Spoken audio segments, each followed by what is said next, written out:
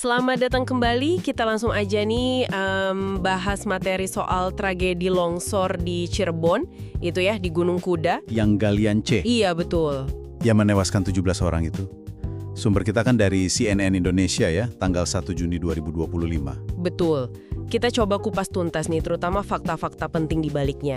Soal lahan, soal izin, yang diungkap Pak Gubernur Deddy Mulyadi itu kan?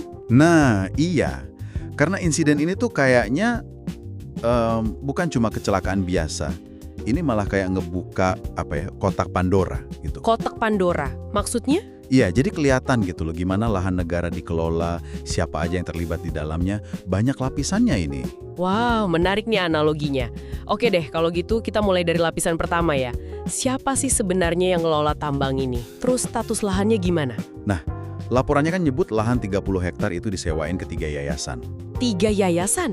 Iya, salah satunya Koperasi Pondok Pesantren Al-Azhariyah.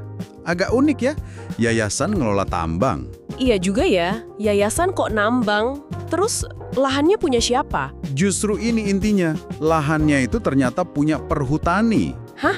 Perhutani? BUMN itu? Iya, makanya Gubernur Deddy Mulyadi sampai nyorot ini, aneh banget kan? Perhutani yang tugasnya jelas-jelas ngelola hutan, malah nyewain buat tambang. Galian C lagi, buat pasir batu gitu kan biasanya. betul.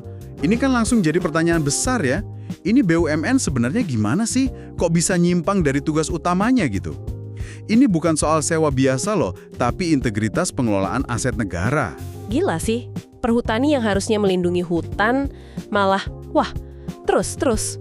Gimana soal keamanan sama izinnya? Kan katanya bahaya tuh lokasinya. Nah, ini lapisan berikutnya nih. Pak Gubernur sendiri ngaku pernah ke sana sebelum jabat. Oh iya, Iya, dan dia lihat sendiri kondisinya bahaya banget buat pekerja. Standar keamanannya minim sekali. waduh. Tapi kok bisa beroperasi? Izinnya gimana? Nah, ini dia yang ironis banget. Izin usaha pertambangannya itu ternyata masih berlaku Loh, masih berlaku? Sampai kapan? sampai Oktober 2025. Masih jalan izinnya. Jadi kondisi udah jelas bahaya di lapangan tapi izinnya masih aktif. Ini kan, Aneh kan? Kayak ada celah gede banget di pengawasannya. iya kayak izin cuma formalitas aja gitu ya. Nggak ada cek lapangan rutin atau evaluasi risiko yang benar. Tepat, adanya izin yang masih aktif, padahal kondisi bahaya ini, ya nunjukin ada potensi kegagalan sistemik lah di pengawasan sama evaluasinya. Harusnya kan ada mekanisme buat neninjau ulang ya, atau cabut izin kalau udah bahaya gini. Iya dong, jangan nunggu ada korban dulu baru gerak. Sayang banget ya. Nah, setelah kejadian longsor itu gimana responsnya? Apa aja yang dilakuin pemerintah? Respon gubernurnya sih cepet dan tegas ya. Gimana tuh? Nggak cuma tambang yang longsor itu aja, tapi ketiga tambang di area itu, yang dikelola 3 yayasan tadi, Kenapa? langsung diperintahkan tutup permanen. Oh, ditutup semua. Permanen. Iya, permanen. Terus izin usaha pertambangan ketiganya juga langsung dicabut saat itu juga. Wah, tegas ya. Ada langkah lain nggak selain nutup sama cabut izin? Ada, gubernur juga berencana manggil pihak perhutani sama dinas PU Kabupaten Cirebon. Buat apa tuh? Dimintai tanggung jawab. Ya, selain itu, ada perintah jelas tata ruang area itu harus dibalikin lagi jadi kawasan hijau. Oh, jadi direstorasi gitu ya? Bisa dibiarin? Biarin. Oke. Jadi, kalau kita rangkum nih ya, temuan pentingnya. Tragedi Cirebon ini nunjukin ada yayasan nambang di lahan perhutani, yang mana itu aneh. Terus, kondisi keamanannya jelek banget, padahal izinnya masih aktif.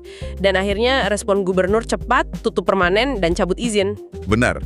Dan ini dampaknya lebih luas loh dari sekedar insiden ini aja. Ini kayak nelanjangin isu yang lebih gede. Isu apa tuh? Ya soal gimana kita ngelola sumber daya alam kita. Terus akuntabilitas BUMN kayak perhutani ini gimana? Udah bener belum jagain aset negara sesuai tugasnya? Sama, penting banget soal pengawasan izin yang bener-bener efektif, nggak cuma di atas kertas. Bener juga. Nah, ini jadi ninggalin satu pertanyaan penting nih buat Anda renungkan. Pak Gubernur kan kayak ngasih sinyal ya. Kasus Gunung Kuda ini mungkin bukan satu-satunya.